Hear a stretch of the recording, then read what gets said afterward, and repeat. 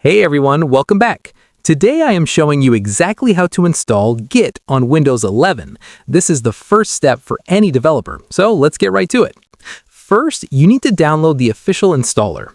Open your browser and head to git-cm.com. Look for the Windows Download section and click the link for the 64-bit Git for Windows setup. Once the download is complete, double-click the exe file to launch the installation wizard. Next, you'll move through a series of setup screens. Most of the default settings are perfect for Windows 11, but there are two key things to watch for. When it asks you to choose a default editor, I recommend selecting Visual Studio Code if you have it installed.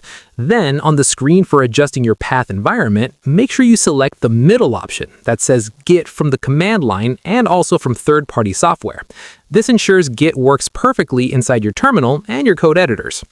Then, keep clicking Next through the remaining options. You can leave the defaults for HTTPS transport, line ending conversions, and terminal emulation.